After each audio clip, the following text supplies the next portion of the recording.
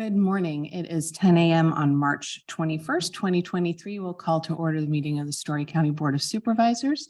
Please stand with me if you're able and say the Pledge of Allegiance.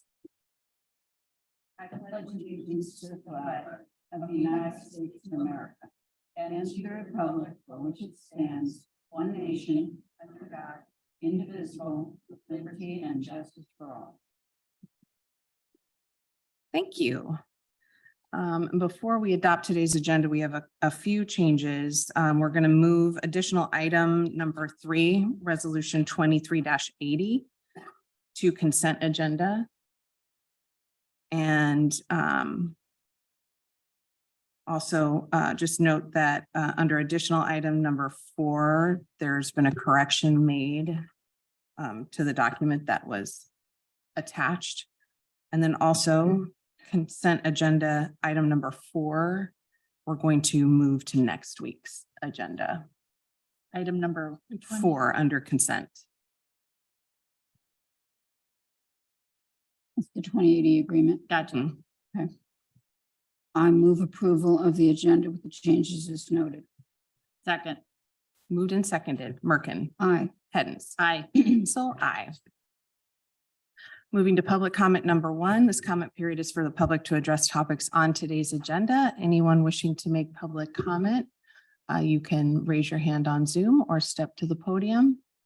I know we have one person wishing to make public comment. Kim, did you want? Okay. Anyone else wishing to make public comment? Seeing no one step forward, we'll close public comment number 1 and move to consideration of proclamation recognizing March 21 through 27 as National Agriculture Week in Story County. Supervisor Hens? Sure. Whereas we recognize the unique and irreplaceable value that farmers, ranchers, foresters, farm workers, and other agricultural stewards have contributed to our nation's past and present. America's agricultural sector safeguards our nation's lands through sustainable management, ensures the health and safety of animals, plants, and people, provides a safe and abundant food supply, and facilitates opportunities for prosperity and economic development in rural America. Whereas the American farmer, a national symbol of strength and strong moral fiber, has displayed ingenuity in times of prosperity and perseverance in the face of hardships, while supplying our state, nation, and the world year in and year out with an abundance of high-quality agricultural goods and products. And whereas we recognize Iowa's leadership role in agriculture and the culture of innovation and entrepreneurship that drives the agriculture industry, rural communities, and farm families around the state. And whereas we acknowledge the leadership of Iowa farm families in adopting new technologies and management practices to produce food, fuel, and other products more efficiently and sustainably than ever before. And Whereas Iowa's agriculture industry includes global leaders in all sectors who have continued to grow and persevere during an incredibly challenging year. Advanced manufacturing, agricultural processing, animal health, plant sciences, predictive agriculture, renewable fuels, and many more. Now, therefore, be it resolved that we, the Story County Board of Supervisors, do hereby proclaim March 21 through 27, 2023 as National Agriculture Week and encourage all citizens of Story County to celebrate farmers and agriculturalists in your families and communities. So you made me pronounce agriculturalists. Sorry. I haven't even heard that word before. But with that editorial comment, I'll move the proclamation. second. moved and seconded. Merkin. Aye. Hens. Aye. Basil. Aye. Now moving to agency reports. Child Serve Annual Reports. Good morning, Kate. Good morning. Nice to see you again. Nice to see you as well. My day of presentations and reports. So. Okay, so I think I'm on the agenda twice. I'll start with just the general Child Serve quarterly report. I believe that you were provided with our report that we submitted. What's that? Oh, yeah. It sounds louder to you than it actually is on the recording. I did sound very booming, Yeah. even more so now. Is that fine? So a couple of highlights that I just wanted to point out in our report. We continue to have a strong referral base and good hiring. We have experienced some struggles with hiring over the last few years, secondary to the pandemic and the changing culture. However, we are still over 250 team members and are not struggling significantly in any of our programs at this time. We continue to operate in partnership with our Community Advisory Board, which is over 5 years old now and has a robust membership. They're listed out on the second page there. We are getting ready to reapply for our quality rating scale through our childcare program that has changed with the state. So it'll be a new rating scale. IQ 4K is what it's called. So we are working with CCR&R and DHS on that application. So we're excited to see how that goes. And we are preparing in the next year or two to reapply for our CARF accreditation. Programs that we offer have not changed since last year. Our newest programs are mental health and applied behavioral analysis. In addition, our funding sources are pretty much stable. You can see it is a large part of Medicaid and MCOs, as well as private insurances. We do have private pay primarily in our childcare, and then our childcare funding is also supplemented with asset funding and the DHS childcare assistance. We are in preparation for the new MCO, Molina. So we are working, we have a task force that is working on reviewing all of those standards. We've actually signed contracts and are now working on education for our families. We have found that to be a very confusing and stressful time for our families as they transition into new MCOs and navigating that. So working on educating our social workers and intake specialists so that we can support our families. We are still serving around 900 children, and you can see on the graphic that many of them are receiving multiple services. For the most part, we're really proud of our family satisfaction and child staff engagement scores. The biggest news that we have, and I believe I talked about this last year, but it is just further along our expansion project. If you drive by, you'll see we have a large addition attached to the building. That is still on target to be completed at the end of June. So we will be announcing community tours and such once we get there. And we've been partnering with Story Construction for that.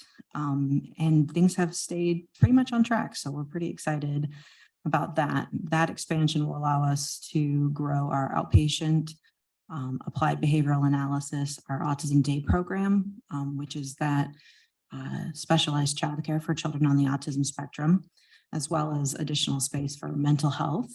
And then things like desks and break rooms and conference rooms, which we currently don't have much of. Any questions that I could answer about what's going on at ChildServe right now?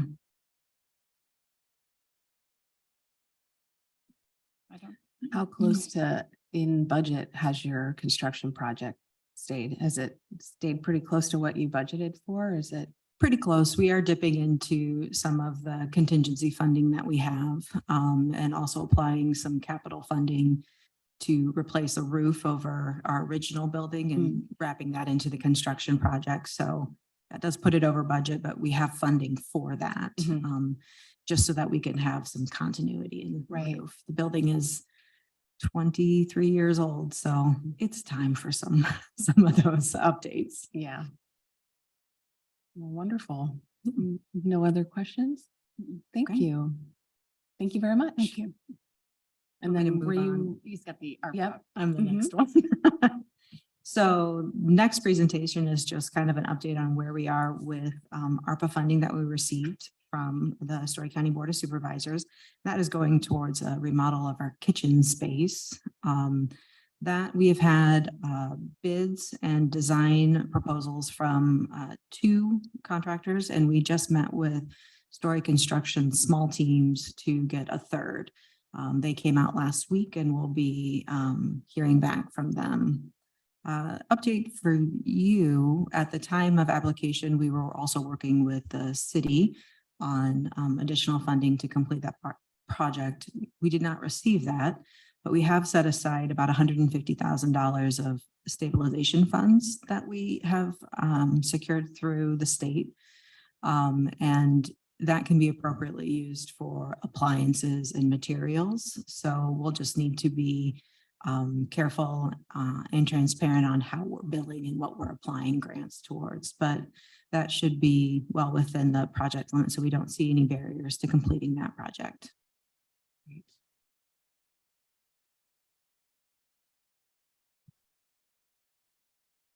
No additional questions for me. Thank you. Any additional questions? Thank you so much. I appreciate the opportunity. Thanks. Appreciate your update.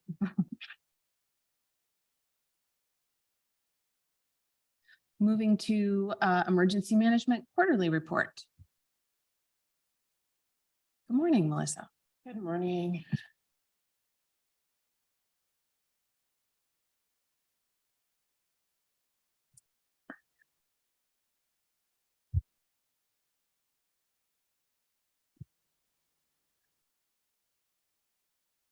Since our last report, we have had a couple of responses, mostly related to our two winter weather events. Our first winter weather event that took place over Christmas did result in about a 16-hour closure of I-35. Our second winter weather event in February, we planned with our local response partners to anticipate a possible closure of I-35 that could have occurred in Minnesota. Here in Iowa, the 2 interstate closure points are Mason City, Clear Lake exits, and then also here at the 111 mile marker.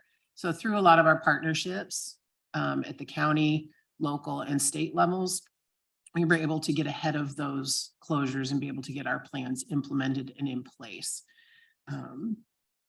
So hopefully now, coming out of our winter weather, knock on wood, we will start planning for severe weather events.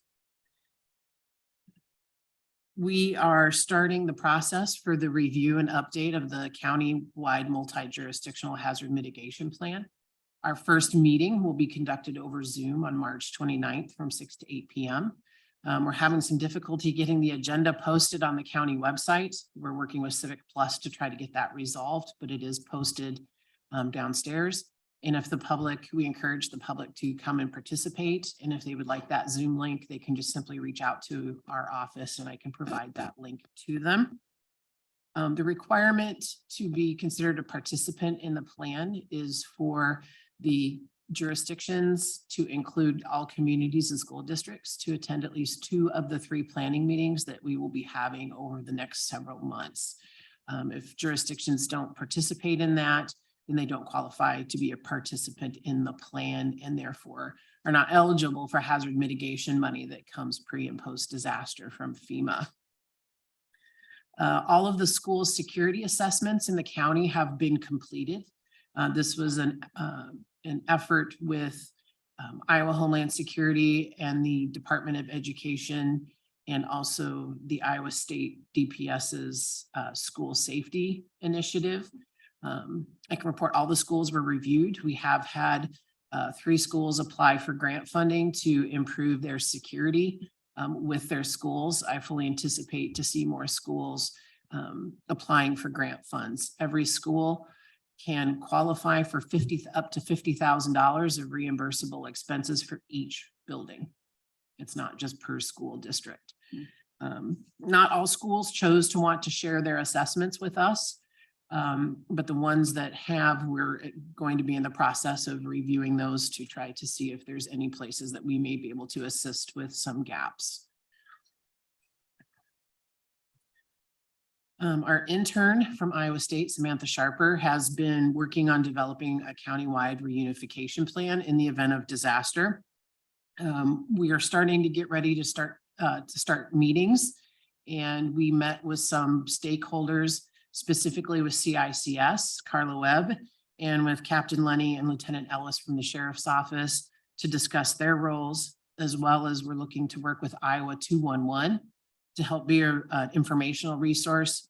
And we also met with Angela Barrett with FBI Victim Services, who also can bring some things to the table when it comes to reunification planning. So there will be some smaller breakout sessions starting over the next few months, and we're looking forward to getting that effort moved further down the road.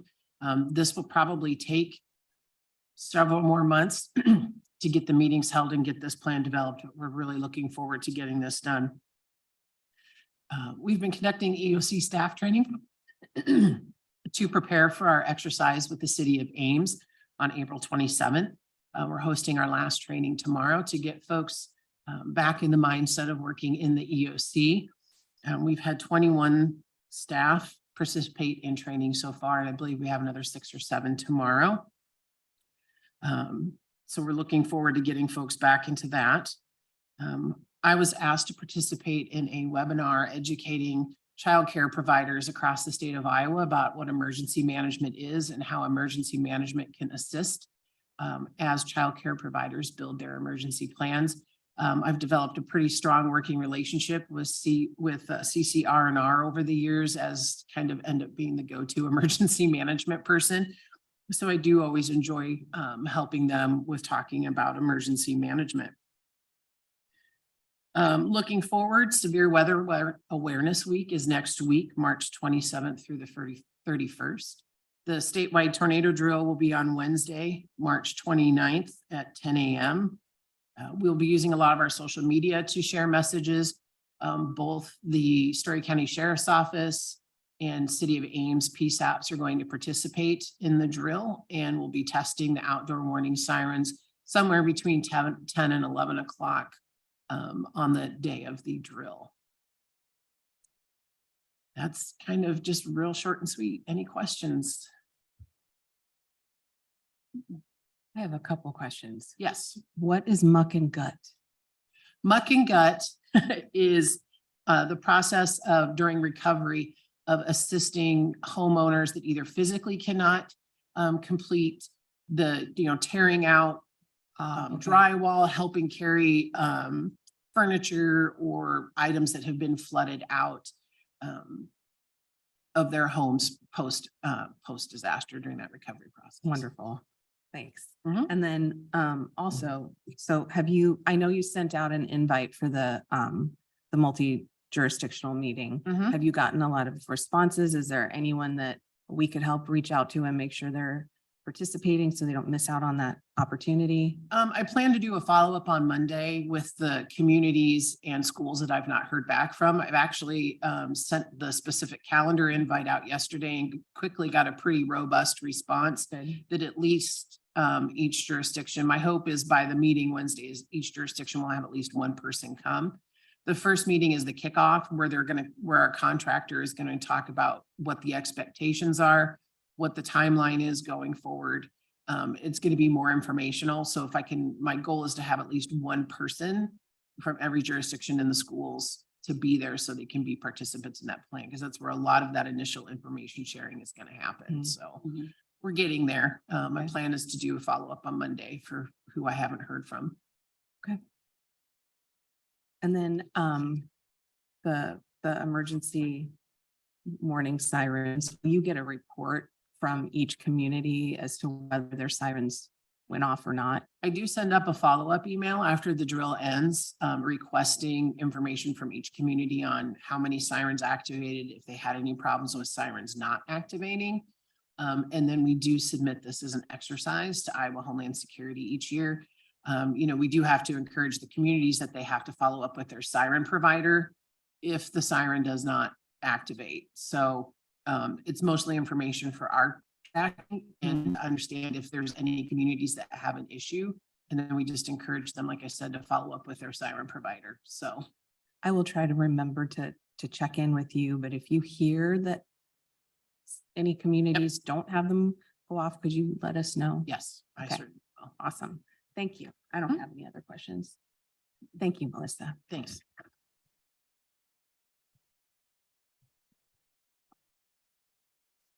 Next, we have agency report, City of Collins, ARPA report.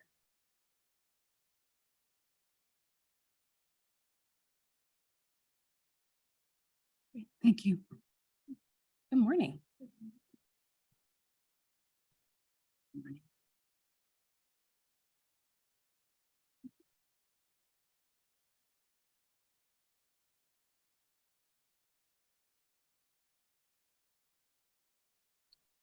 Okay, good morning.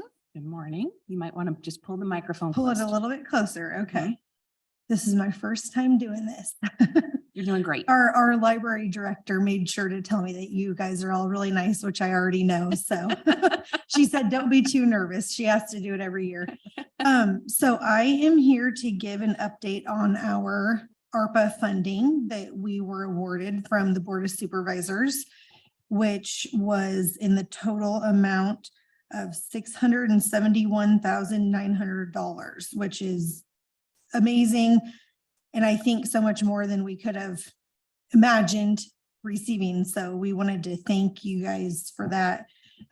We were awarded funding for 3 different projects. And the first one is the water infrastructure project. We were awarded $340,000 for this. So far, we have completed the engineering for one water main, the one water main in town that needs replaced the most direly, I guess, out of all of them. So the engineering is complete, and then that will go out to bid the beginning of April. I think it's April 5th.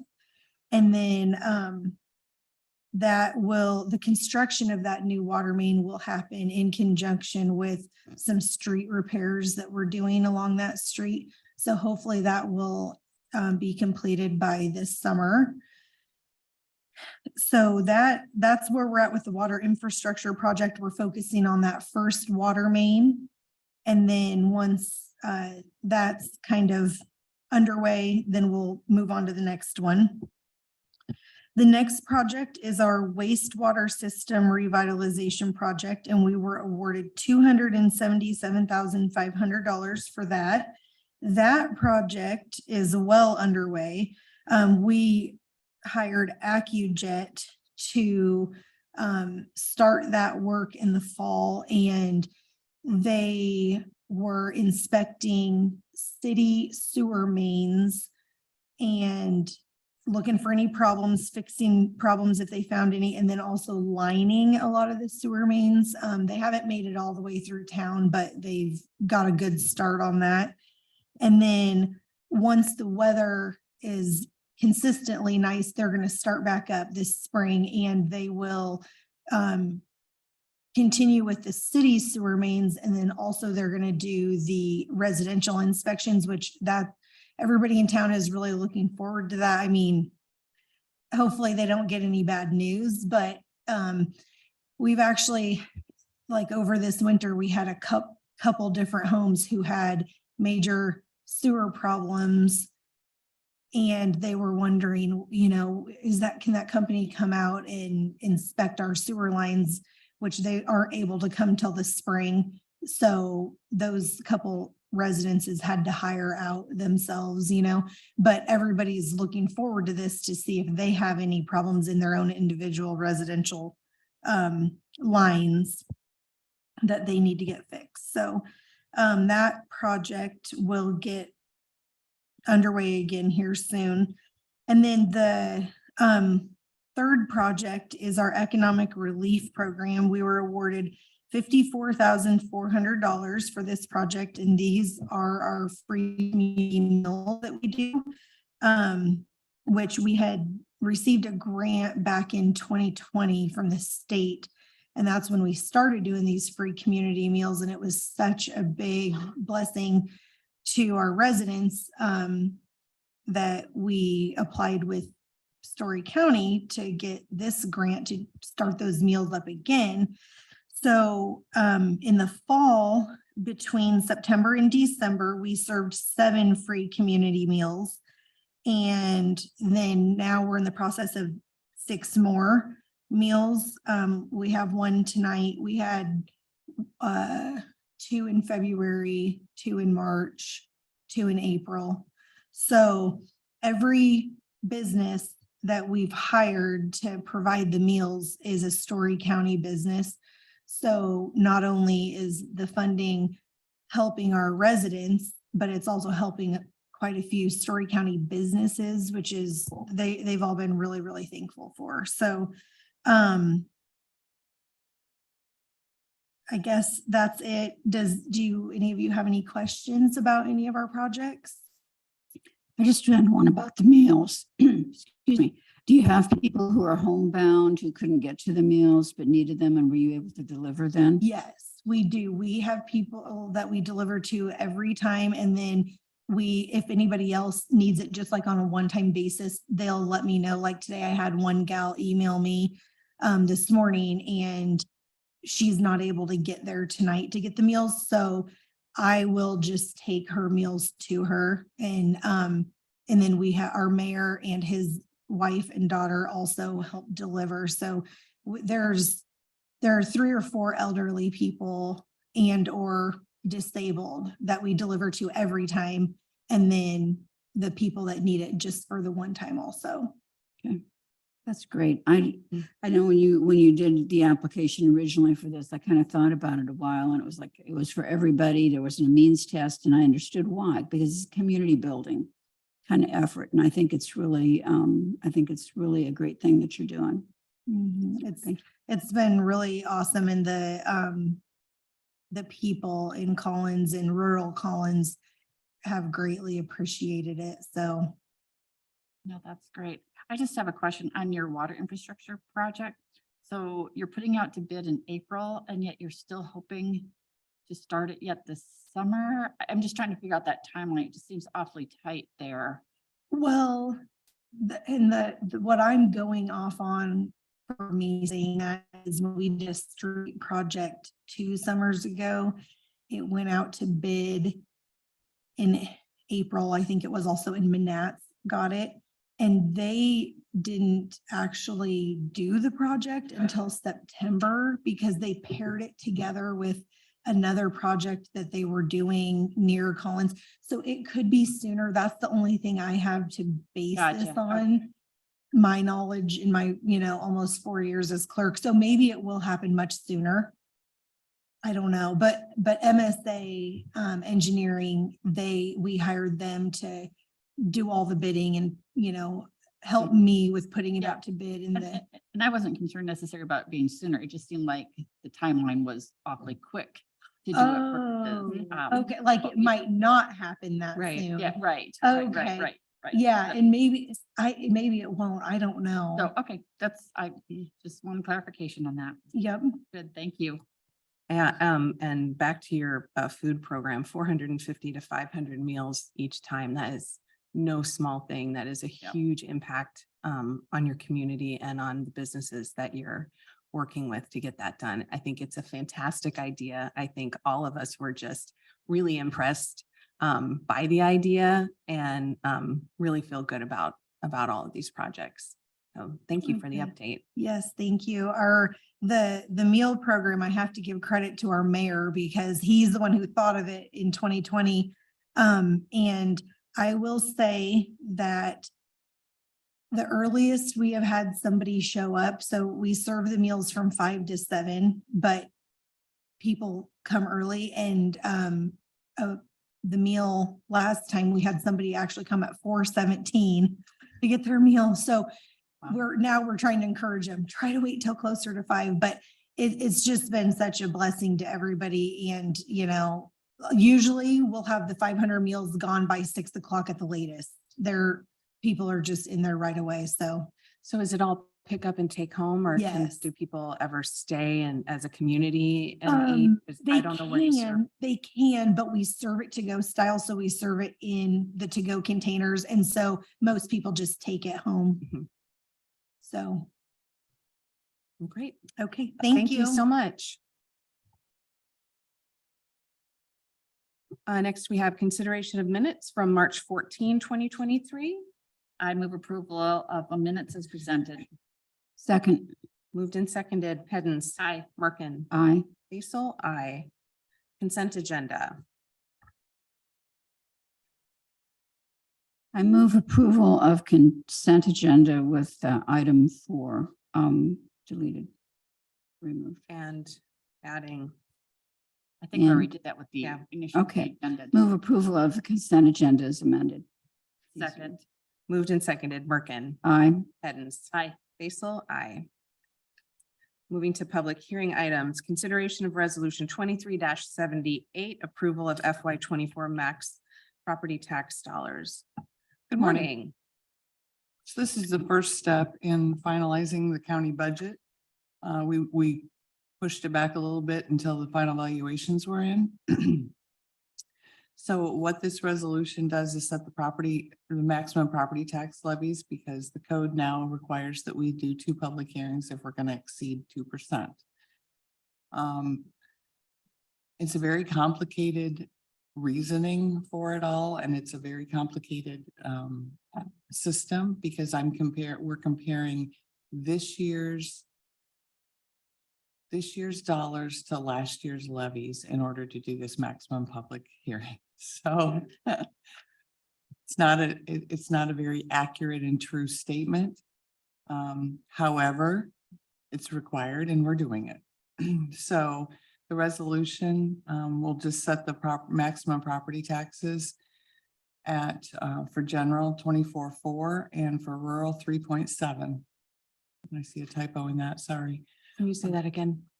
The general 24.4 and rural $3.7 is what I'm talking there, okay?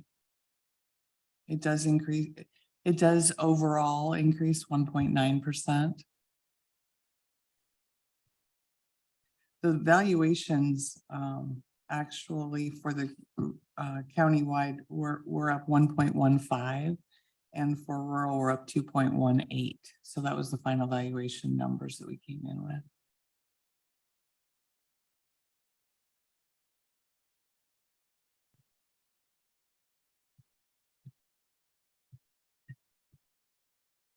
Any questions?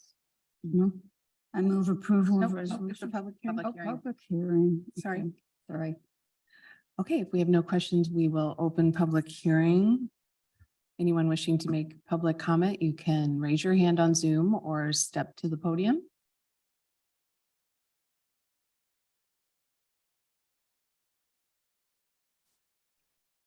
Seeing no one step forward or raise their hand. Okay, we'll close the public hearing and I'll entertain a motion. Move approval of resolution 23-78. Second. Moved and seconded. Merkin. Aye. Hens. Aye. Basil. Aye. See you in a little Thank bit. you. All right. Next, we'll move to consideration of resolution 23-77 to enter into an offer to buy real estate and acceptance agreement for approximately 5 acres. Good morning, Mike. Good morning. Well, thank you for your consideration this morning. This action item essentially asks for your approval to enter into a purchase agreement for us. Approximately 5 acres of property adjacent to the Heart of Iowa Nature Trail, and is essentially a housekeeping item in order to correct an issue that was done a number of years ago when the trail was built on, mistakenly built on property that didn't belong to the county. And we discovered this just recently, and we're in the process of moving forward with a trail improvement project. The landowner is willing to sell that portion of property to the county to make this right. And so we ask for your approval to move forward with this transaction. I will add that the funds for this will come from earned income from the Conservation Board.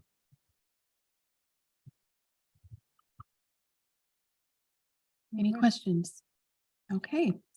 No questions. We will open public hearing. Anyone wishing to make public comment on this item, you can raise your hand on Zoom or step forward to the podium.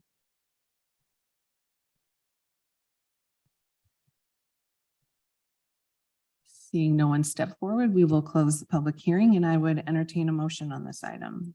I move approval of resolution twenty-three 77 to enter into an offer to buy real estate and acceptance agreement for approximately 5 acres in section 24 Union Township owned by the Betty B. Booland Revocable Trust for $45,000. Second.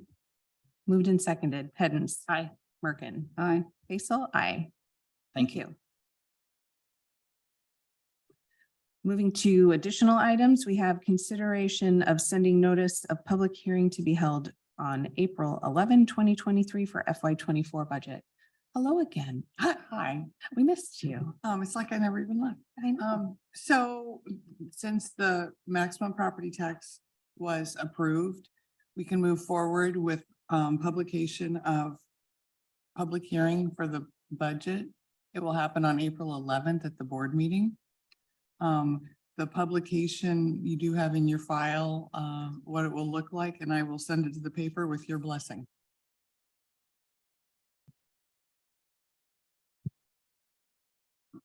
Any questions? I move we approve sending the notice of public hearing to be held for 11/23 for FY 24 budget. Second. Moved and seconded. Merkin. Aye. Hens. Aye. Basil. Aye. Lisa, thank you. Spent a lot of time on this. Next, we'll move to discussion and consideration of leasing additional space to CICS.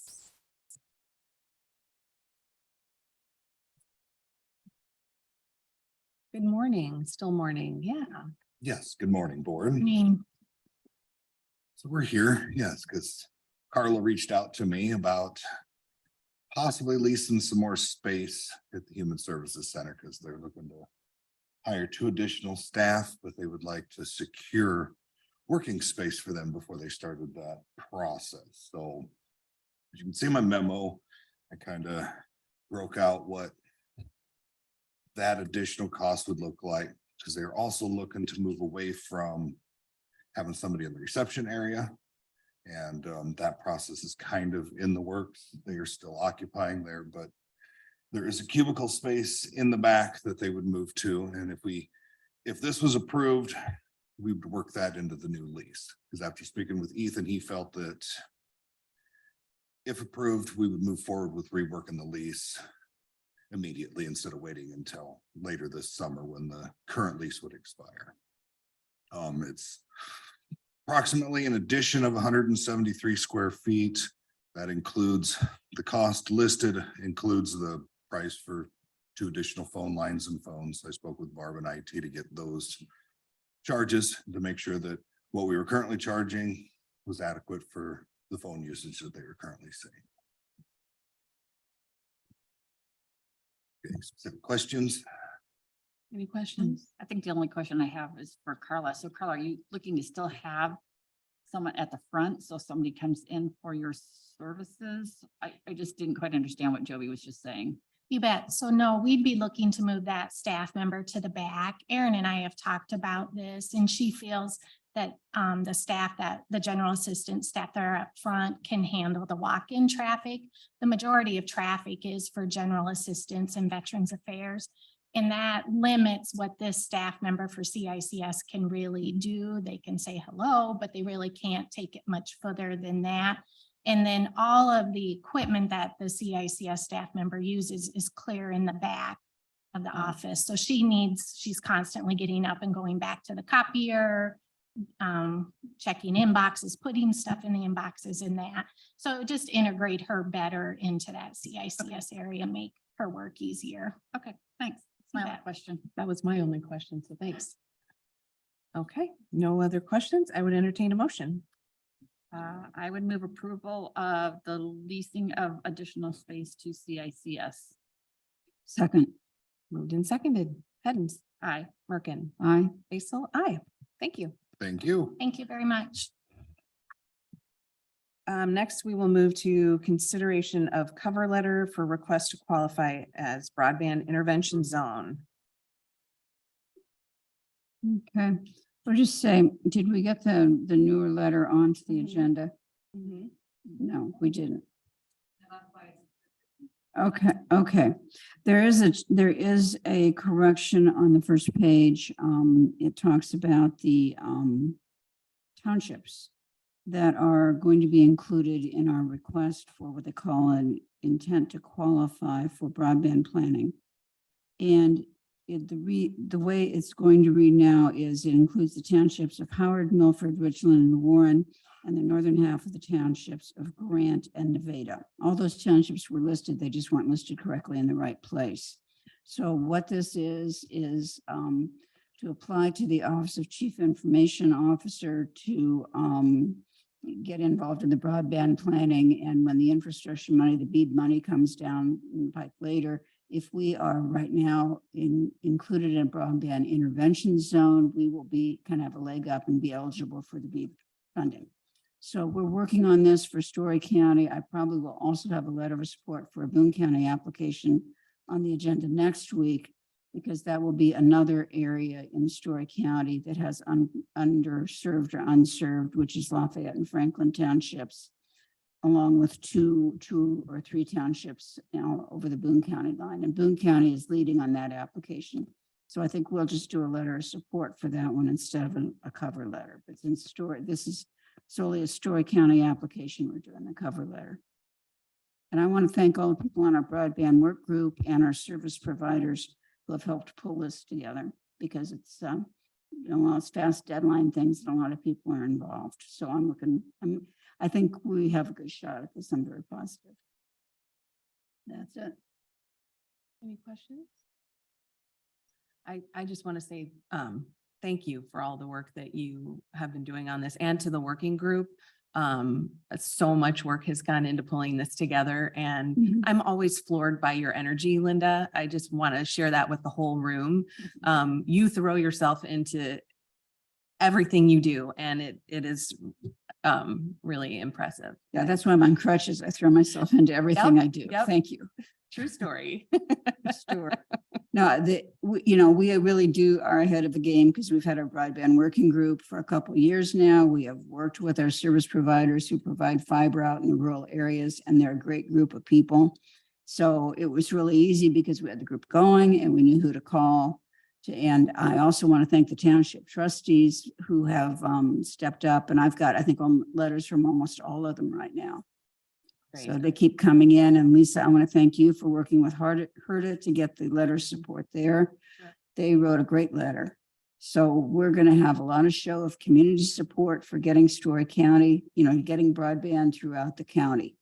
So one more step on it. Thanks. Thanks for the support on it. Yeah. Do you need a motion? Yes. I'd move approval of the letter for request to qualify as a broadband intervention zone. Second. Moved and seconded. Hens. Aye. Merkin. Aye. Basil. Aye. We have no departmental reports. Moving to other reports, presentation on planning and development's proposed natural resource ordinance. Good morning.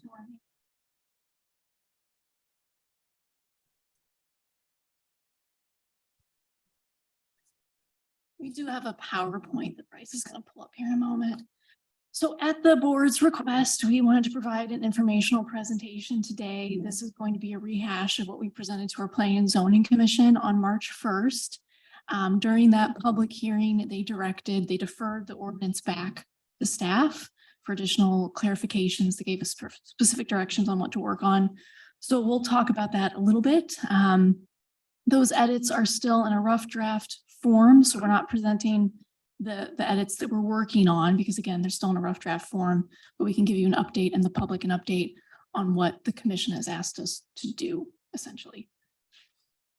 Okay, so as the board is aware, and as we've spoken about, at the public hearing and with members of the public, the impetus for this natural resources ordinance is the fact that for the past several years, the county's comprehensive plan and the countywide watershed assessment have called for, goals and strategies to preserve natural resources during development. And the watershed assessment specifically asks for no net loss of wetlands in the county.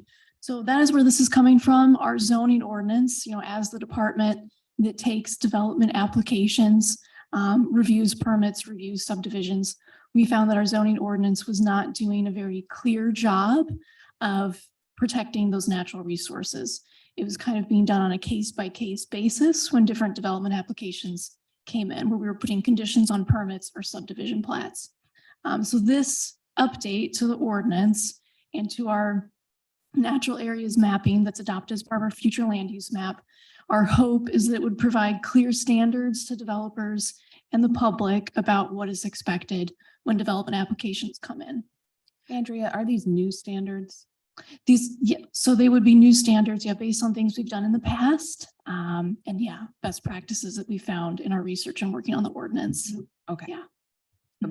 But I guess my question is, are these things that were already being done before? So, with expectations? We have a couple examples in the PowerPoint of where we have asked for things like conservation easements from developers. And that is something that we've worked into the ordinance is so that they can understand when an easement might be required, depending on what's on the property. So, Thanks. The other piece of this is the mapping. The C2C plan specifically calls out that we need to go through the natural resources mapping that was proposed in 2016 as part of the adoption of the C2C plan and update it. So that's the other aspect of what you're going to see today. And when we have, strategies in the watershed study and the C2C plan, how those get implemented is, they're assigned to a department, and then that department, in our case, brings it to our Planning and Zoning Commission and Board of Supervisors to assign to us and prioritize as part of our work program. So that's how we got to this point.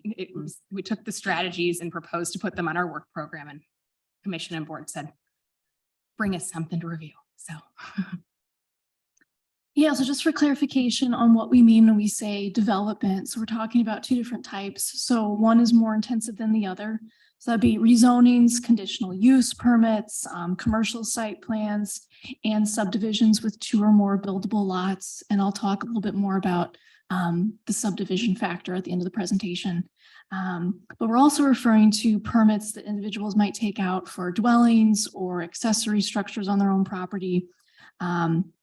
And those, of course, have to conform with floodplain regulations. But in the update to the ordinance, we would also be proposing that those types of residential permits conform with protections for steep slopes or steep hillsides, and then areas that might have a corridor of native, significant old growth trees or woodland shrubs. And then none of the protections, of course, apply to agricultural operations. So row cropping, CAFOs, feedlots would not have to abide by any of these per state code. Okay, so these are just the areas that we've named in the ordinance. So again, native trees and shrubs, steep hillsides, wetlands, streams and creeks, and other water bodies, prairies and savannas, and then archaeological resources also. And by archaeological resources, we are mainly talking about potential burial sites for Native Americans. Okay, our current protections, as I kind of mentioned, they're very broad. We just have these broad standards for how environmental protection happens. And that typically comes about in the form of conditions that staff propose on subdivision plats or other, commercial site development plans. And then, our Planning and Zoning Commission and the Board of Supervisors can vote to, keep those conditions that staff recommends or not. And so it's very broad. It's, again, case by case basis. It doesn't provide for a lot of transparency right now. And then for residential permits and also, commercial larger developments, we currently have a requirement of stream buffers of 50 to 75 feet, and then no more than 15% of significant trees being impacted without mitigation. And we say that new lots must be topographically desirable. So again, these are the current standards that we have in our current adopted ordinance. And with this update, we're really trying to clarify what some of that means. So again, we're naming the natural areas that we are interested in protecting, which is not quite as clear in our current ordinance, defining what those are, and defining what the impact thresholds will be. So I've just got up here a table that shows kind of the language in the current ordinance and what's been proposed. So we have this sentence that says properly related to topography, and that's all our ordinance says. In the update, we have defined different classes of steep slopes, based on a percent grade. Again, we have this broad language currently that, development shall be designed and arranged to minimize disturbance. So again, we're naming natural areas that need to be protected, and we're naming how we expect them to be protected and how we expect development to be arranged around them. And again, we don't make a distinction between residential permitting and large scale development very much in the current ordinance. So again, this is clarifying what standards apply to whom and what type of applications. Do you have something to add? No. So the mapping of the natural areas, Amelia touched on this a little bit, but I'll just kind of go over how we did this. So we use current and historic aerial images to try and find, the natural areas in the county. FEMA adopted floodplain maps, the ones that became effective in January of 2021. So all mapped floodplain is included on the natural areas mapping. We also included steep slopes. We do have maps of steep slopes. So we removed buildings, dwellings, other structures that were, included in that natural area. Obviously that's been impacted. It shouldn't be covered by the natural area layer. We did remove areas in row crop production, except in the case for those areas were covered by mapped floodplain. We did not want to edit the floodplain layer at all because that is federally mapped and it's been adopted by the county since 2021. So we didn't want to edit that layer whatsoever in the natural areas mapping. I think if someone wants to apply for an amendment to the floodplain map with FEMA, they can do that. And if it was successful, we could edit our mapping, but we just don't want to create confusion where someone thinks our map encompasses floodplain, buys a property, and we've taken it out because there's a house there and then they need flood insurance. Right. That's a bad situation. Right. And so what we've got up here are images of our current mapping, because again, we do have natural areas mapped. That is an adopted component of the comprehensive plan. So we're just looking to update this natural areas map. So on the left-hand side is our current mapping. On the right-hand side is the proposed. And this is the same area in the county. And you can see what we've tried to do is, take out structures, take out dwellings. You can see that on the right-hand side where the green coverage has been reduced so that it makes more sense. It follows the stream corridor more closely.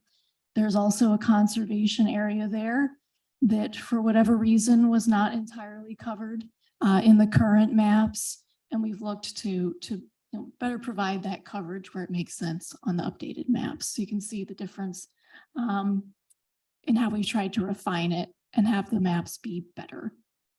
So overall, what's the percentage of increase of land in the natural resources area?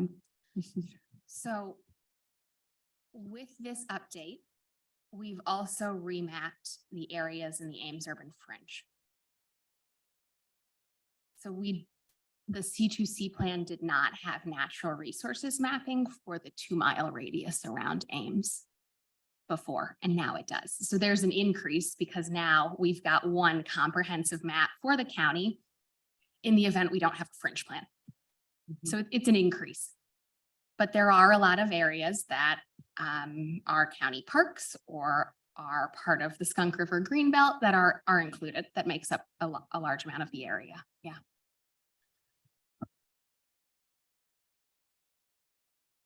And then one thing we wanted to make clear, because we have, and we'll talk about public outreach at the end of the presentation, but we have fielded a lot of phone calls and talked to people in the office. And the natural areas mapping, it's an indicator or a flag of where we believe these natural areas to be. This was a desktop, survey, desktop mapping, for definitive determinations on some things like wetlands or prairie remnants, that would need a site review. So the mapping is not a conclusive determination. It is an indicator for staff on an area that they might need to pay more attention to during the development process and need to look into further. So mapping itself does not place a restriction on a property, does not place an easement on an individual's property. It is for staff to use to say, let's take a closer look at this during this process. And that's spelled out in the ordinance, correct? That if it's mapped, a site review is required. Yep, so for different natural areas, we go through what the identification steps will be for staff and the applicant, and I'll talk about that a little bit further on. For some, streams and forests, we clearly can see those. So we don't, have that built-in site review necessarily, but for the ones where it's a wetland and it might have Right. been farmed, yes, we absolutely have. It's just an indicator. We need a qualified professional or other person to delineate and Mhm. make sure those are there. I thought I read that. Okay, so I'm just going to go through kind of broad overview, each of the areas that we are naming in the ordinance to be protected and how that's defined. So for the trees and shrubs, we are not talking about just individual trees in somebody's yard or a windbreak around a barn or a farmstead. These would have to be trees that are in a corridor, like a riparian corridor along a stream that is providing wildlife habitat. It's not a fragmented, just little, clump of trees somewhere. So we do define those as native to deciduous trees with a caliper greater than 4 inches measured 4 feet off the ground. Or for coniferous trees, it would have to be taller than 15 feet to be considered significant. And then for significant native shrubs, basal diameter, which is going to be kind of the diameter of the trunk nearest the ground, it would have to be at least 3 inches. And the definitions of significant trees are current definitions. Yeah. So we do define significant trees presently in the ordinance, and it's just taking that and moving that forward. One question that we got quite a bit at the planning and zoning public hearing on the 1st was concerned that we were saying that individuals couldn't, do forest stand management on their own property, that they wouldn't be allowed to take out invasives or thin a tree stand if they needed to. And that is not what our ordinance is trying to regulate. The only time the protection for trees and shrubs would kick in is if they needed to submit a permit for a dwelling, an accessory structure, and they were going to be clear cutting or impacting some significant wooded area in order to have that build site. So we're not trying to regulate just maintenance of someone's trees on their property. And again, we do state in the ordinance, we're not including invasive trees as significant or trees that are dead or dying, like ash trees. So while it's spelled out in the ordinance currently, these standards apply when you pull a permit. Planning and zoning is asking us to add additional language that says management is not. Just We'll be adding that too, just for additional clarification. Yep, so right now, what's proposed is that individuals taking out residential permits, again, for their house, in addition to their house, or, a Morton building, they can impact up to 1 acre of trees, significant trees and shrubs, without mitigation being required. If over 1 acre is impacted, then whatever was impacted over that 1 acre would have to be replanted either on-site or off-site. And then commercial development and subdivisions of 2 or more lots. What we proposed on March 1st was that any impact to trees and shrubs would require mitigation. We were asked, I have it in red up there on the PowerPoint, the commission asked staff, after hearing public comment, to relax the impacts that are allowed to trees, specifically for commercial development and subdivision plats. So we are looking at those edits. We're working on a compromise and have been chatting with conservation about how to update that language. So again, that is something that we are working on. This is what was originally proposed for the March 1st hearing. And this is just an example. You may recognize this. This is the site of YSS's new facility south of Cambridge. Again, we didn't have the proposed ordinance in place when YSS submitted this development application. So what happened in this case is that they actually granted, you can see that green hashed area, they granted a conservation easement to the county.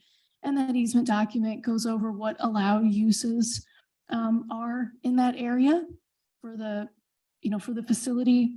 And so I know they worked a lot with conservation on that easement and getting that set up. So this is an example of where we have done this in the past, and we've used it as a way to kind of lay out what we would like to do moving forward, because this did work. So the easement allows for management, it allows for trails, it allows for, an amphitheater, and we worked through that. So that's kind of what we're modeling our ordinance actors, is bringing someone in that understands how to appropriately manage these areas and make allowances as we can for their usage and management while still protecting them. All right, so steep slopes. This is another one that after hearing public comment, the commission asked us to clarify some more and rethink some of the restrictions. So right now what we've proposed is if you have an existing buildable lot at the time this ordinance is adopted, if it is, and it's over a 15% slope, then a licensed engineer would be required to prepare plans when there's a permit taken out that's going to impact that steep slope.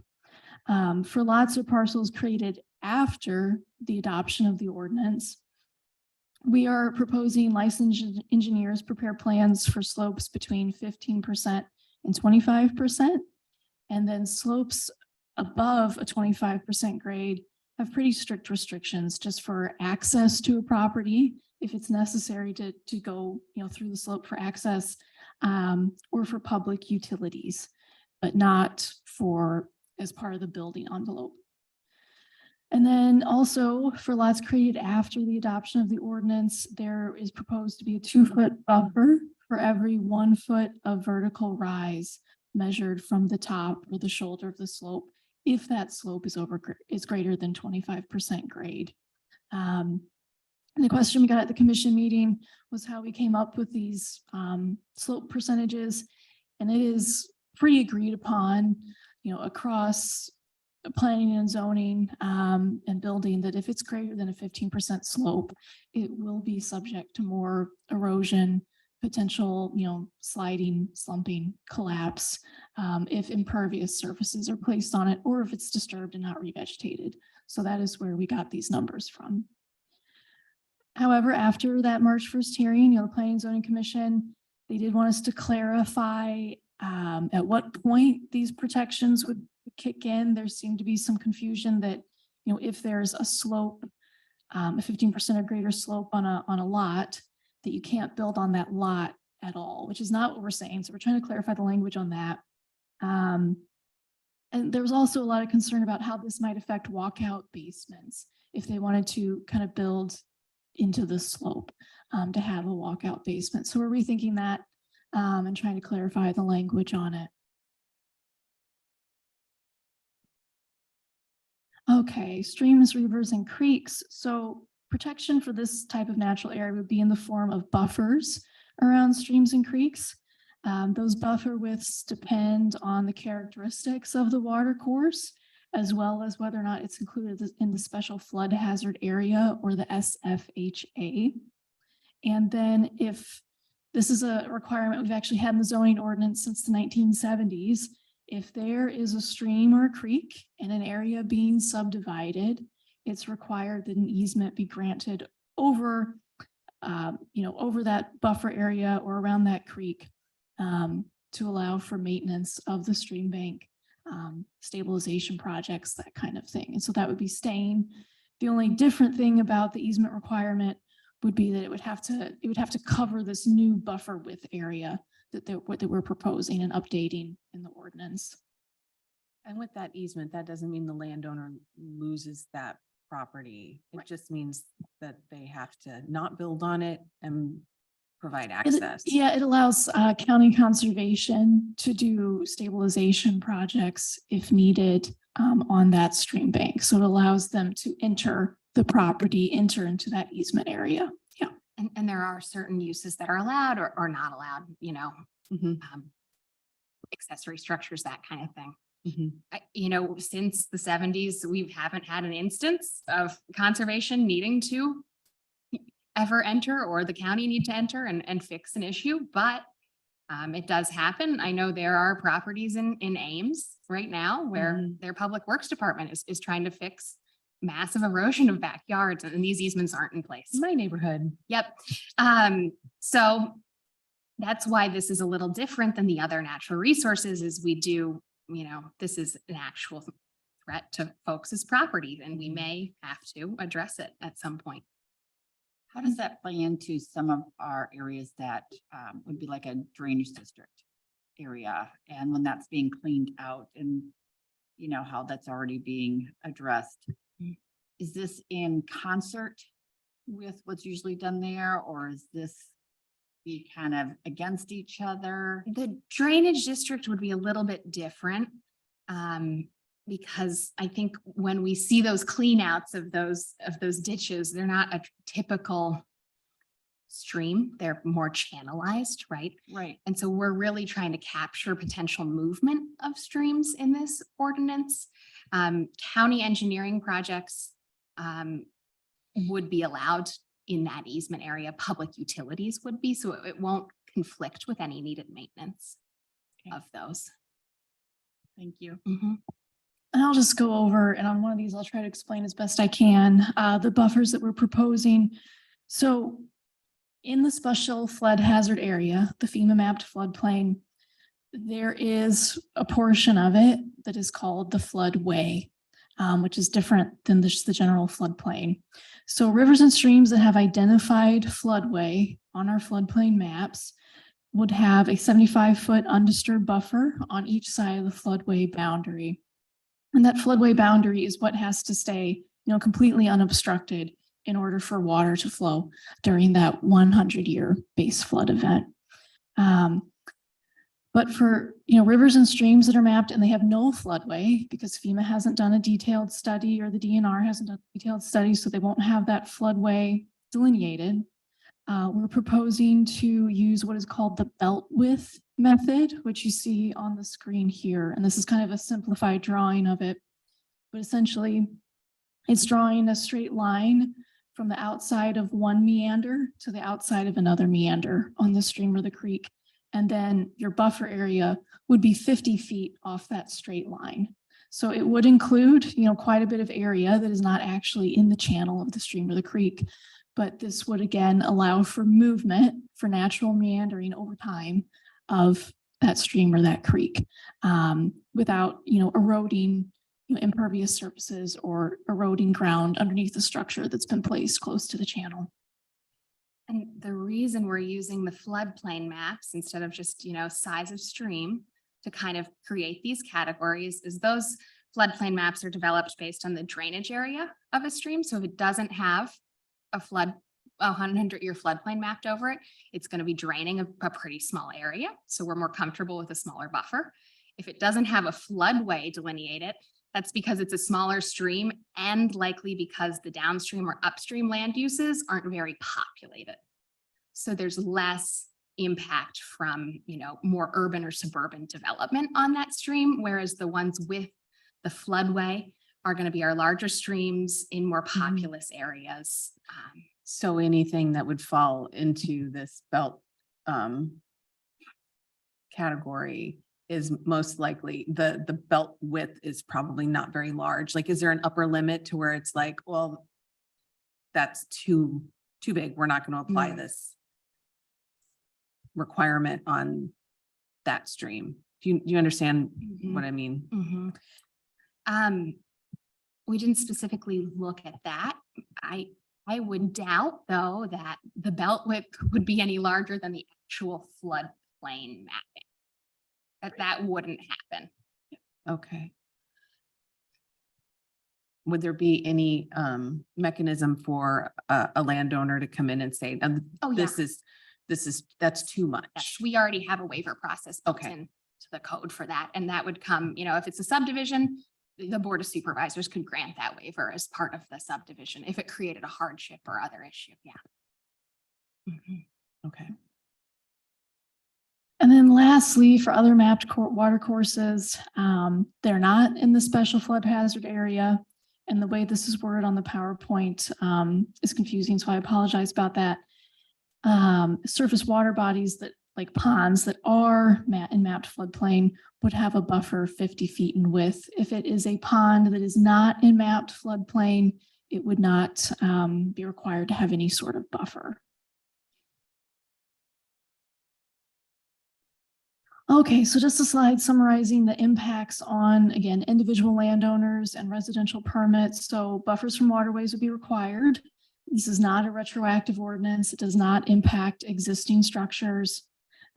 Individual landowners could impact up to 1 acre of significant trees without being required to mitigate. Steep slopes on existing lots may be impacted, provided an engineer has stamped the plans, or a geologist or other professional. And then the following protections we're going to go over for wetlands, prairie and savanna remnants, and archaeological resources. Those will not apply to individual landowners seeking to just get a basic residential zoning permit. So the next set of protections we're going to talk about would apply more to subdivision plats and commercial development. And again, we did that because these remnants, or archaeological resources require a professional to make sure they're there to delineate them. And we didn't want to add that time or cost burden on individual property owners. Right.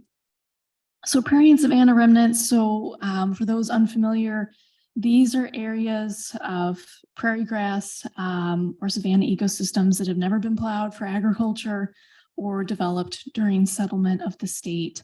So prairie and savanna remnants, what we've proposed is that they will be buffered 150 feet from subdivisions with 2 or more lots, as well as commercial development.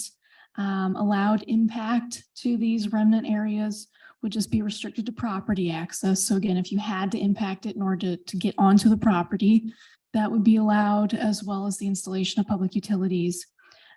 If allowable impacts occur, like an access road, a mitigation plan would be required. And then on the next slide, this is coming from the ordinance. I mentioned how we have identification procedures built into the ordinance. This is what we would use for prairie and savanna remnants. So we would look at the maps, see if there is a mapped natural area on the property, and then use historic aerials to determine the cropping history of that property. If it's been cropped, we can just rule out that there is prairie or savanna remnant there and just check off that box. If using historic aerials does not definitively rule out a prairie or savanna remnant, then a qualified professional, and we define that in the update to the ordinance, would be required to complete an on-site assessment during the prairie growing season to do a plant survey and see what is there. And this is an example. This is Prairie Valley subdivision, just west of Gilbert and on County Line Road, which you might be familiar with. You can see the subdivision lots there up near the top. What is outlined in yellow, south and west of the subdivision lots, that is prairie remnant. That during that development process, the developer agreed to put that into a conservation easement with the county. And there were other conditions placed on the plat, such as fencing between the subdivision lots and the prairie remnant, as well as subdrains for the septic system to direct any wastewater effluent away from the prairie remnant. So this is an example of where we have applied some conservation design standards previously and gotten an easement, a conservation easement. And this was something that we had in mind as we were updating the ordinance. And as you know, this subdivision has been approved, and there are currently several houses sited out there. Okay, wetlands, again, important for water quality and flood control. These wetlands are hydric soils, where they're meant to store water.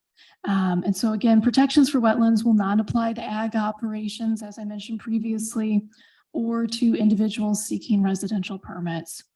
So wetlands, like the savanna and prairie remnants, would be buffered from subdivisions with 2 or more lots, as well as commercial development. In the ordinance, we define 3 different classes of wetlands based on things such as size and what type of plant material there is there. If it's habitat for endangered species, that could affect what class it is. So the buffer size for wetlands depends on how it is classed, and a qualified professional would have to assign during their survey of the wetland. That's how we would get the class of what it is. Again, allowed impacts would be restricted to property access if you had to go through it to get on the property, as well as public utilities. And on the next slide, I go over again, how are these things identified? And this is what we have in the proposed ordinance. So we look at our county watershed assessment maps, the U.S. Fish and Wildlife Service National Wetland Inventory. But as we know, that National Wetland Inventory does not contain every wetland in the United States or in Iowa, because many of them have been drained. We would also look at hydric soils, to look at the soils maps, see, if there's a wet spot, what is that? Is it truly a hydric soil or is it not? So again, we look at aerial imagery for depressions, evidence of ponding. And lastly, if none of that stuff definitively ruled out a wetland, we would be asking for soil borings or a survey of plant material, again, by a qualified professional. So an undeveloped buffer, if a wetland is identified and delineated, an undeveloped buffer must be maintained. Again, that buffer size depends on the wetlands class. The greatest buffer size is for class 1 wetlands with 100 feet, and it goes down to 75 feet for class 2 and 55 feet for class 3. Restoration of wetlands on site may also be required. So if it's been a farmed wetland, it'd be restoring it so that it can function as a wetland. Let's see. And if impact is allowed and disturbs over 1/10 of an acre, so that's just over 4,300 square feet. So that's not much impact. It is pretty small. But if you reach that, mitigation is required, and that can occur on site or off site. So a wetland could have been farmed before, whereas is it a prairie? Sure. A prairie could not have been farmed before? Right. So Iowa, this part of Iowa is in the prairie pothole region. So a lot of wetlands have been drained and have been row cropped. So we're including, the farmed wetlands as what we'll be looking to have restored. Right. But the buffer wouldn't necessarily apply. So the language in the ordinance is if there's a farmed wetland, it may be required to be restored as a condition of approval. Okay. But if it doesn't have, the wetland vegetative classes or other factors that would allow us to classify it in one of those wetland classes that requires a buffer, then no, there wouldn't be a buffer, but we could require it to be restored if there was benefit to that. So if it's a farmed wetland, could you potentially say, okay, now if you need to restore it now while they're still farming it, or it would be if they're no longer? Right. So the protections for wetlands, prairie remnant, it's, when land uses change. So when things change from an agricultural use to, a residential development or a commercial development. So no, none of this would apply to agricultural operations. No. Okay, so lastly, we have archaeological resources. So again, this provides guidance for protecting remains of past human life, as I mentioned, such as Native American mounds or burial sites. This would just apply to commercial development, rezoning proposals. We would take a look at this, and subdivisions within 650 feet of a stream. So they have to meet that distance requirement to a stream. We consulted with the Office of the State Archaeologist on this portion of the ordinance, who recommended, how this be done. And you can search the OSA's state file to see, if where you're proposing development, if they have any information on that, or if more information is needed to be gathered. And we're proposing a buffered width of at least 100 feet if, an archaeological resource, a native burial mound was found on site, at least 100 feet.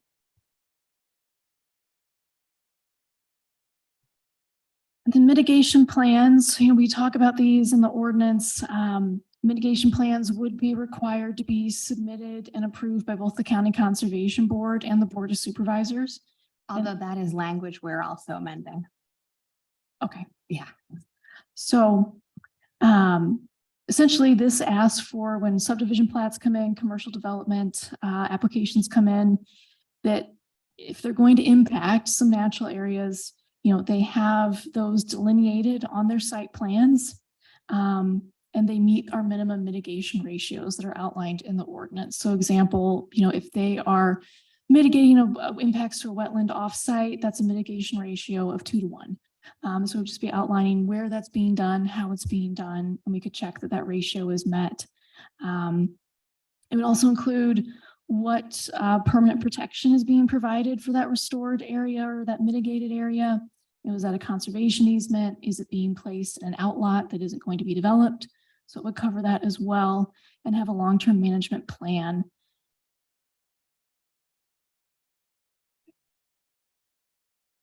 And one portion of the ordinance that we included so that I think one concern has been that this will reduce the developability of certain areas in the county.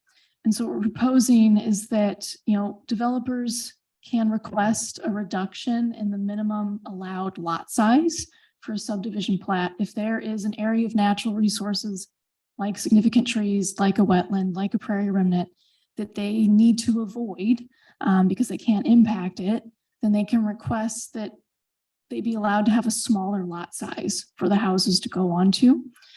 So it would provide an equivalent development yield as before the protections applied. So if you had a 40 net acre parcel, you could still get your 40 residential lots, even if there was a 10 acre wetland somewhere on that parcel that you had to buffer. Lot sizes could not be reduced to less than 10,000 square feet. 10,000 square feet is the smallest we would go. We have spoken to environmental health about septic system requirements for this type of lot size. Common wastewater treatment systems may be necessary and would be encouraged. Packaged treatment systems may also be an option. But, as part of the subdivision platting process for minor and major subdivisions, soils tests are a requirement. And so, all of that about the septic system would be worked through prior to approval of the subdivision plat. And as Andrea said, we did work through that language with Environmental Health Director Kimberly Quintinetti, and it was approved by her. And then lastly, just a couple slides here on outreach. So we did mail postcards to everyone whose parcel, intersected that natural areas layer that we created and updated. That did amount to over 2,500 postcards. We posted a video just summarizing the ordinance, hitting the big points on our current projects website. And then at last count, last week, the video was the fourth most viewed on the county's YouTube channel. And I think it has over 500 views. And then combining individuals who have called and also dropped into our office, there have been approximately 75 who've spoken one-on-one with staff about the proposed ordinance, how it affects their specific property, future plans that they might have for that property. And then 13 individuals have emailed staff with questions asking for clarification.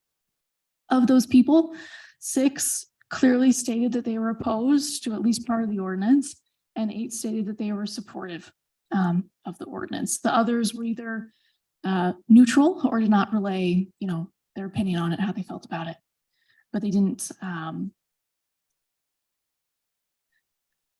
So most individuals didn't express further concern after we answered their questions. So that's, again, most of them seem to be fairly neutral, but concerns from the public raised at the Planning and Zoning Commission were the language in the ordinance about county engineering being exempt from mitigation during public infrastructure upkeep. Our definitions for the steep slope impacts, again, I already mentioned that they would like that clarified. The mitigation requirements for trees, specifically on commercial development or on subdivision plats, And there was also some concern that subdivisions of just 2 lots, which would be our residential parcel subdivisions, were included under the strictest protections for wetlands, remnant, et cetera. So I think that's all we've got. Yep. So again, in terms of outreach of the 2,500 we contacted, with that notice, we've had about a 28% contact rate, which is pretty good. If this was a survey, I'd be really excited. I think, moving forward, the plan is to bring this back with changes to Planning and Zoning Commission again. And once we've made those changes, update our current projects page, maybe make a second video going through what some of the changes are, and get that information out there. But we're happy to talk about other next steps or answer any questions.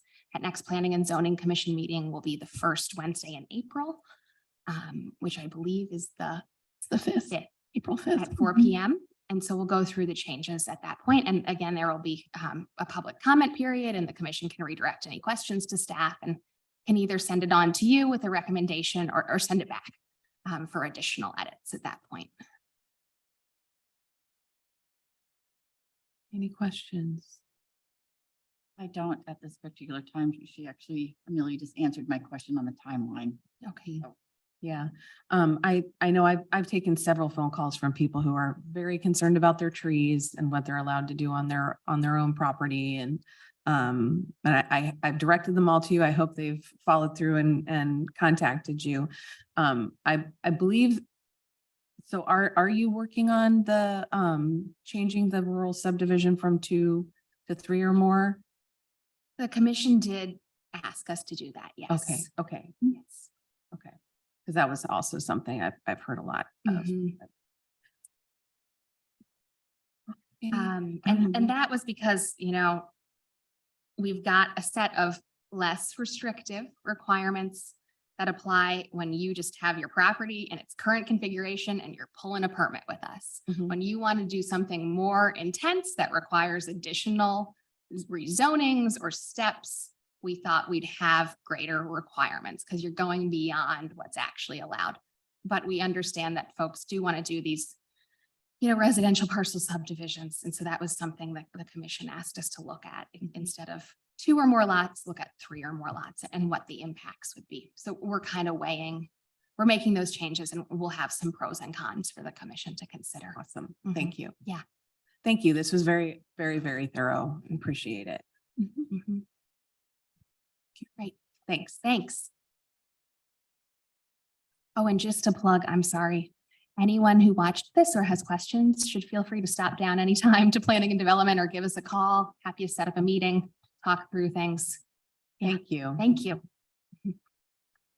Thank you both. Very good. Next, we have overview of 2023 annual review of the C2C plan.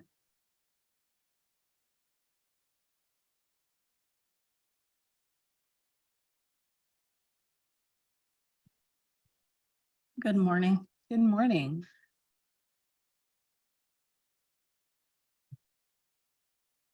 I am going to vastly abbreviate my presentation this morning in the interest of time.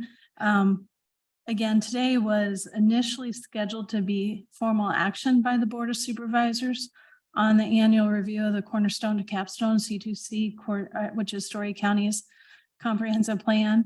I'll talk about the process shortly, why it is not, but I do have a lengthy presentation that I'm not going to give. It was on the agenda, but I'll have maybe Bryce drive a couple of different slides.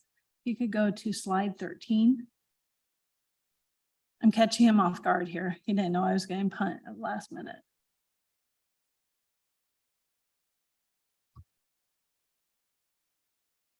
Thank you. Annually, the Board of Supervisors does review with assistance by county staff, the Cornerstone to Capstone, the C2C plan.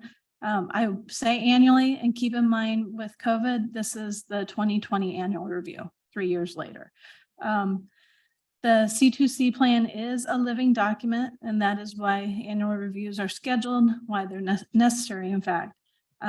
What I've done thus far is staff, and when I say staff, is very inclusive of not just me, it's also our planning and development, our engineering, county conservation, wide variety of staff members have looked at specific chapters and goals in the C2C plan.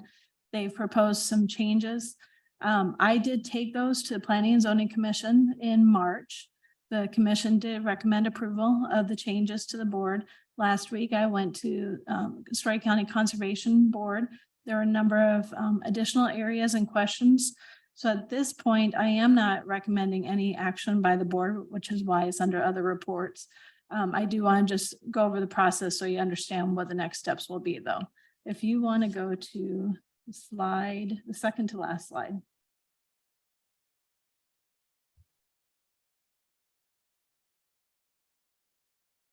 I did not amend this time frame because it was the original that was put forward when I started this back earlier this year.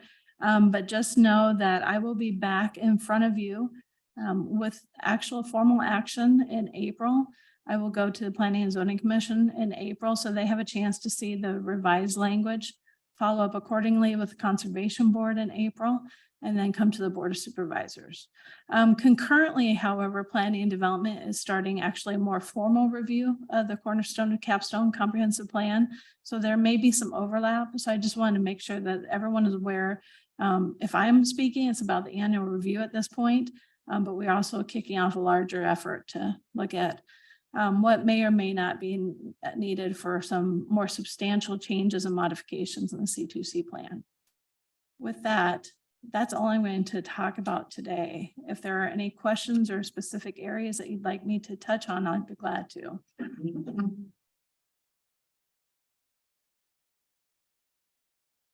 No, not at this time. No questions at this time. Okay, Thank you, Leanne. Thank you, Bryce.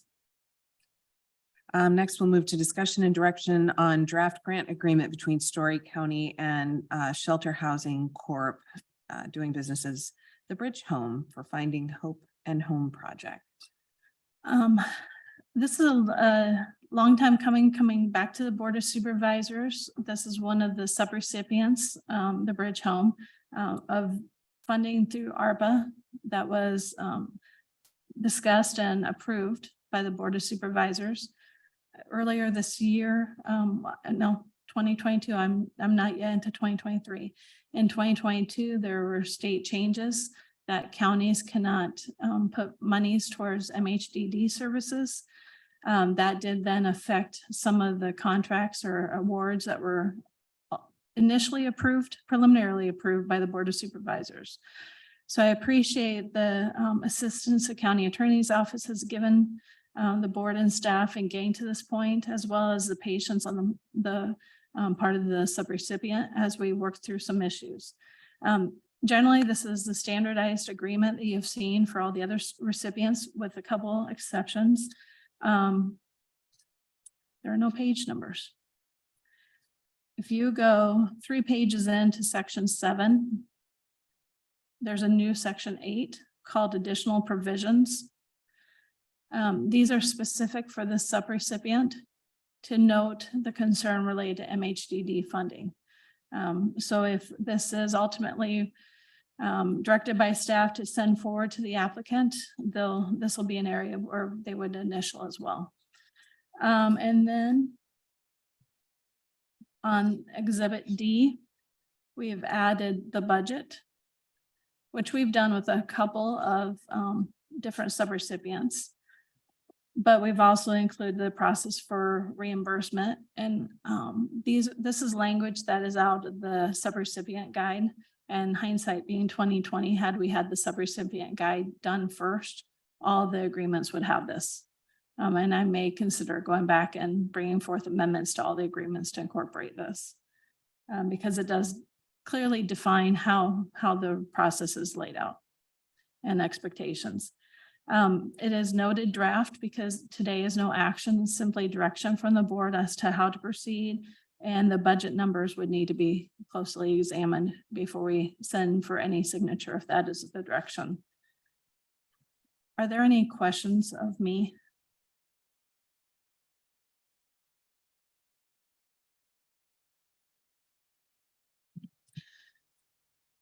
Leanne, I believe I saw, but I can't find the page that it's on. There is a provision in the agreement that the annual audits are available. Yes, it is, fourth page, subsection G, single audit.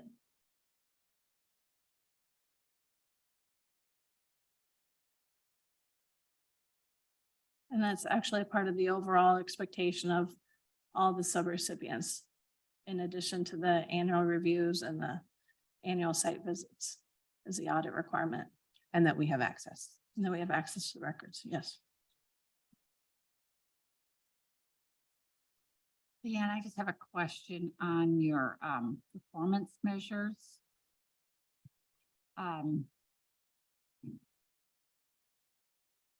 I don't see, and maybe this is purposeful, the number of I see the number of individuals that are homeless and first-time homeless, the length of stay, all of that. I don't see anything saying an individual that has a mental health or a disability. I see one that they're for referrals, but I'm not seeing anything of, are they serving someone that has a mental health or a disability? Is that some data that would be needed? Are you're specific on exhibit C? Pardon? Yes. Are you on exhibit C? Yes, I'm sorry, yes. I'll be honest, I have not, since these were initially discussed, I've not really delved into them. That's definitely something if the board. Yeah, I know where I want to circle back as to why you want that No, information. I'm just more or less asking, because I thought at one time we kind of talked about that, and maybe not, that we just decided, no, we don't need that. I know we're just capturing information if we're referring people off, and that's fine. I'm just kind of circling back from, Mhm. what was it, months and months ago of Months, years discussion, ago. and I could be totally off on that. So that additional language that was added in red was to clearly state an understanding that these funds are not to be used for any, there's not to be any mental health or disability requirement for accessing the housing, and that it's not to be used for any services for mental health and disability. So I guess what I'm thinking is, under the performance measures, is it just for this funding, or is it performance measures for the agency? I've been Just just for for the the Just for the funding. funding, so then it's, okay, then it's fine. There's a performance measures as a number of referrals to community resources. And it mentions several, one of which is mental health, Right. but I don't think that implies that the money is supposed to be used for mental health. right. And particularly when the contract says definitely not, we can't do that. So if you're looking for information, there will be some information. Right. Mhm.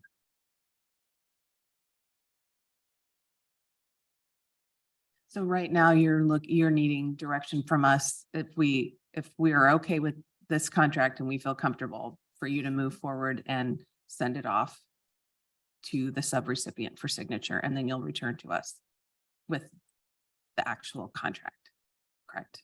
Exactly. Okay.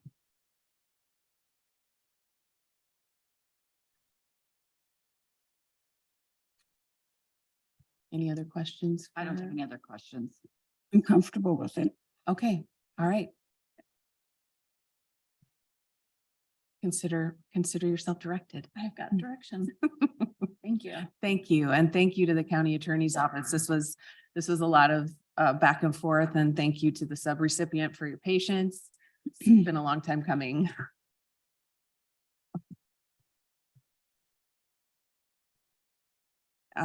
Any upcoming agenda items? I know you said you were going to have. Hopefully you'll have a letter of support for the Boone County ITQ next week. And I'll have on next week's agenda a acknowledgement of receipt or acknowledgement of participation in the new 5 new opioid settlements, as well as a resolution reflecting that. Wonderful. Okay. Now it's time for public comment number 2, comments from the public on items not on this agenda. The board may not take any action on comments due to requirements of open meetings law, but may do so in the future. Anyone wishing to make public comment, you can raise your hand on Zoom or step forward to the table.